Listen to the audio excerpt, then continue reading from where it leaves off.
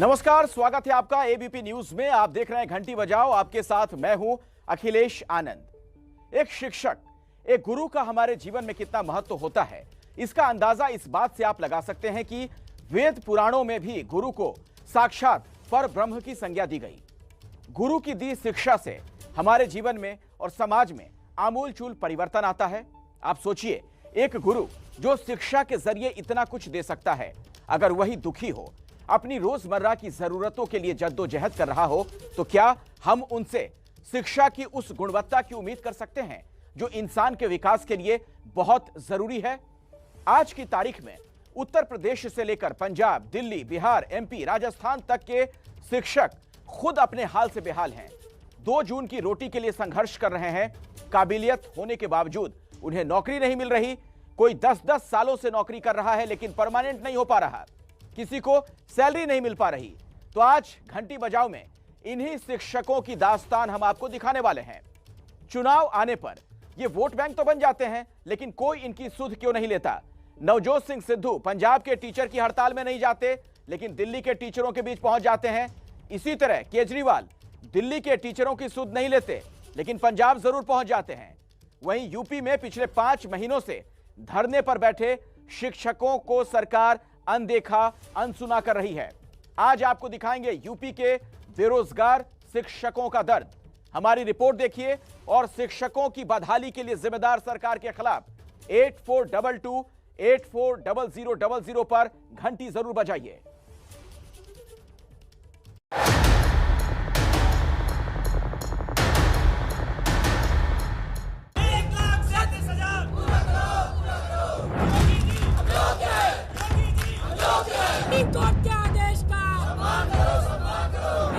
लखनऊ के निशातगंज में बेसिक शिक्षा निदेशालय में लगातार अभ्यर्थियों का धरना जारी है। योगी जी, हम भी 170 दिन से यहीं लखनऊ के इको गार्डन की धरती में पड़े हैं। मैंने अपने घर का चेहरा 4 महीने कंप्लीट होने को आ रहे हैं, मगर मैं अपने घर नहीं गई। जो योग्य लोग हैं यहाँ पे बैठे, उनको शिक्षक बनाए। अपना हक मांगना इस देश में गुनाह हो गया, तो योगी जी आपसे एक मेरी रिक्वेस्ट है, इस देश और प्रदेश में वोट मांगना भी गुनाह कर दीजिए।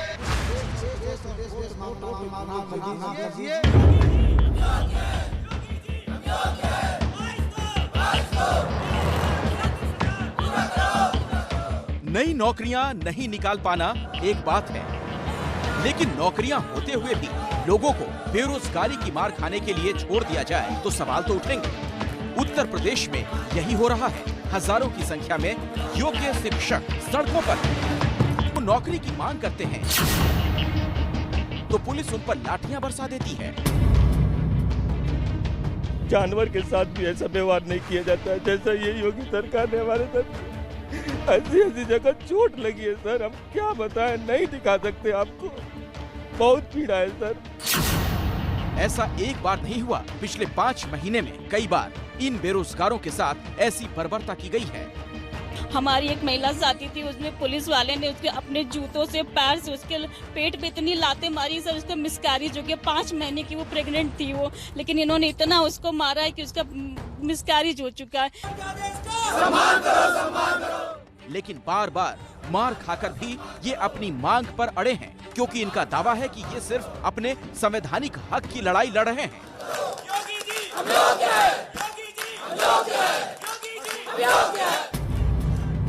सवाल है कि अगर ये योग्य हैं, तो सरकार इन्हें नौकरी दे क्यों नहीं रही? अगर ये योग्य हैं, तो इन्हें सड़कों पर उतरकर ये बताना क्यों पड़ रहा है? इस सवाल का जवाब मिलेगा आपको प्रदेश के मुख्यमंत्री योगी आदित्यनाथ के इस बयान में। हमें 1,37,000 शिक्षकों की नियुक्ति करनी है, और आप आश्चर्य करेंगे कि जब हम लोगों ने 67,500 की नियुक्ति निकाली तो उसमें 1 लाख भी आवेदन नहीं आ पाए। जब टेस्ट हुआ तो केवल 40,000 पास हो पा रहे हैं। 1,37,000 शिक्षक बेसिक शिक्षा में हमें भर्ती करने हैं, लेकिन हमारे पास योग्य लोग ही नहीं हैं कि वे लोग आकर के इस कंपटीशन को फाइट कर सकें और योग्य शिक्षक के रूप में अपने को स्थापित कर सकें। एबीपी न्यूज के एक कार्यक्रम में मुख्यमंत्री योगी आदित्यनाथ ने कहा था वो शिक्षकों की भर्ती करना चाहते हैं, लेकिन योग्य शिक्षक ही नहीं मिल रहे। तब से अब तक 3 साल बीत चुके, लेकिन 1,37,000 शिक्षकों की भर्ती का सीएम का वादा पूरा नहीं हुआ। तो क्या ये मान लिया जाए कि 3 साल बाद भी सरकार को पूरे प्रदेश में योग्य शिक्षक नहीं मिल पाए? हम सर टेट सुपर टेट यहाँ पर योग्य अभ्यर्थी बैठे हुए पास करके 115 नंबर वाले अभ्यर्थी यहाँ पर धरना देने को उन्होंने कहा था कि 1,37,000 हम बेसिक शिक्षा में भर्ती करने हैं, लेकिन हमें योग्य शिक्षक नहीं मिल रहे हैं। आज योग्यता सड़कों पे लेकर अपनी योग्यता बैठी हुई धरना दे रही है, कहती है कि हाँ इसी के सापेक्ष में 1,46,000 पास हुए हैं 69,000 में। आपके पास पद भी हैं, योग्य शिक्षक भी हैं, फिर भी सरकार नौकरी क्यों नहीं दे रही है?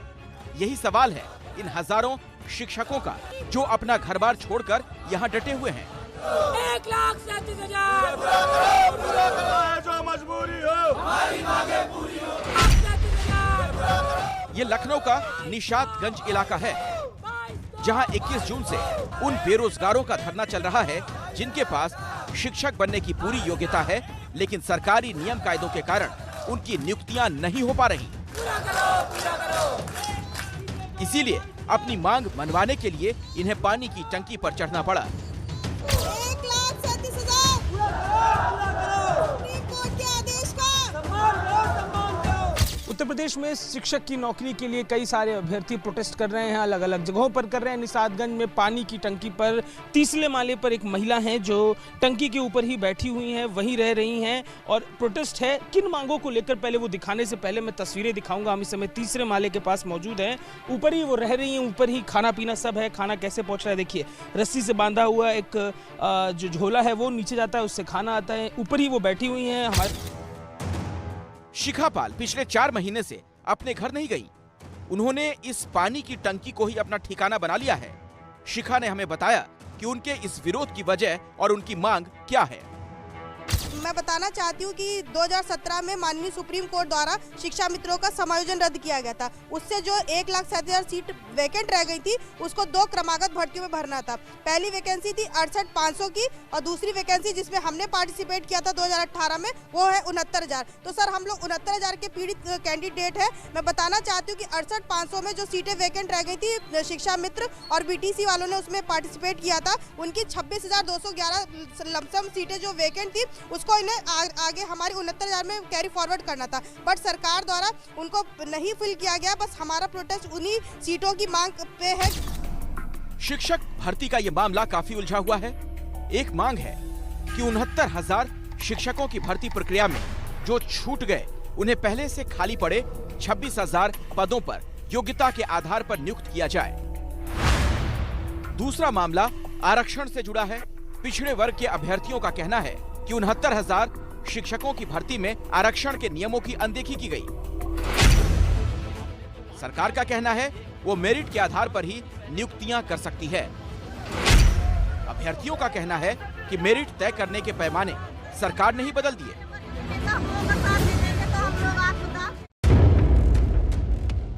इसी जगह धरने पर बैठी अंशु के पिता रिटायर्ड टीचर हैं। उन्होंने कर्ज लेकर अंशु को पढ़ाया लिखाया जिससे वो टीचर बन सकें। अब पिता बीमार हैं, लेकिन उनके पेंशन से ही उनका इलाज और घर का खर्च चल रहा है। इसीलिए अंशु सरकार से नौकरी की मांग कर रही हैं।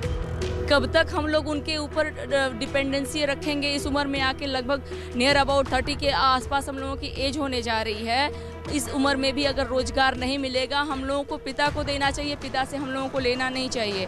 तकलीफें ये हैं कि घर में 4 मेरे पिता बीमार हैं, हार्ट पेशेंट हैं, मेरी माँ बीमार रहती है, मेरा भाई खुद अभी बहुत बीमार था परसों नरसों, लेकिन हम घर नहीं जा पाए। जो भी मजबूरियाँ होती हैं हम लोग यहीं पे सोचते हैं कि कैसे भी करके उसको ठीक कर लिया जाए, हम लोगों को जाना ना पड़े, हम लोग अपने प्रोटेस्ट को ना छोड़े, हम लोगों की मांगे पूरी हो जाए, एक सीट मिल जाए, एक रोजगार मिल जाए, एक जरिया मिल जाए।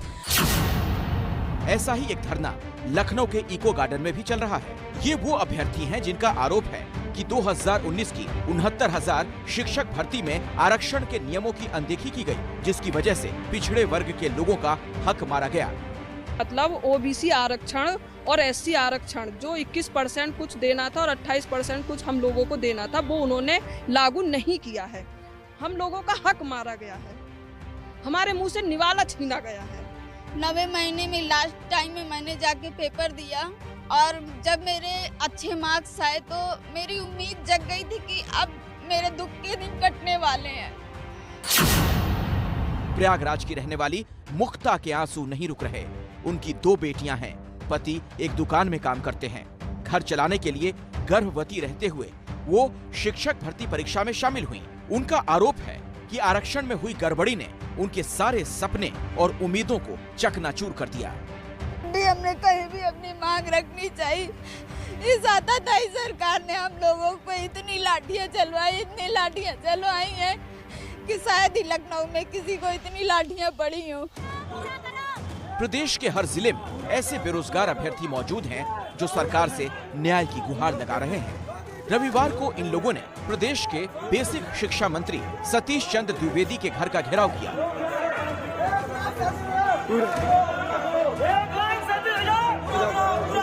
एबीपी न्यूज ने इस बारे में सरकार का पक्ष जानने के लिए शिक्षा मंत्री से सीधा सवाल किया, लेकिन वो एक लाइन में जवाब देकर चलते बने। शिक्षा मंत्री हमारे साथ मौजूद है। सर, विद्यार्थी आंदोलन कर रहे हैं, उस पर क्या प्रतिक्रिया दी? विद्यार्थी तमाम आंदोलन कर रहे हैं, सब चीजों पर यह सरकार बहुत संवेदनशील सरकार है। सरकार का कहना है कि इस मामले में विपक्षी दल गुमराह करने की राजनीति कर रहे हैं, जबकि सरकार लगातार शिक्षकों के लिए काम कर रही है। शिक्षा मंत्री का दावा है कि योगी सरकार ने पिछले 4.5 साल में 1.5 लाख से अधिक शिक्षकों की भर्ती की, लेकिन आंकड़े बताते हैं कि यूपी के सरकारी स्कूलों में अभी भी 70,000 से ज्यादा शिक्षकों के पद खाली पड़े।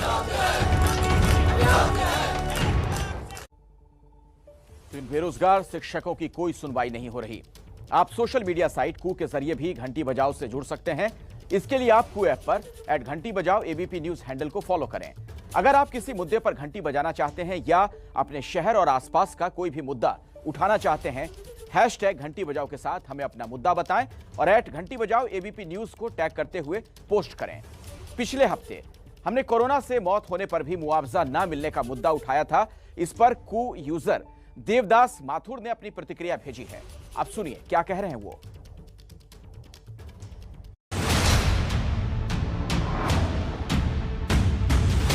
आप लोगों का बहुत बहुत धन्यवाद। घंटी बजाओ टीम कोरोना मुआवजे के मुद्दे को उजागर करने के लिए कोरोना के दौरान आम नागरिकों की मुश्किलें सरकारी और सरकारी अस्पतालों की तैयारियों की कमी के कारण थी। मैं चाहता हूं कि सरकार अपनी विफलता के लिए जिम्मेदार हो और पीड़ित लोगों को मुआवजा प्रदान करे। इस मुद्दे को कवर करने के लिए फिर से घंटी बजाओ टीम को धन्यवाद।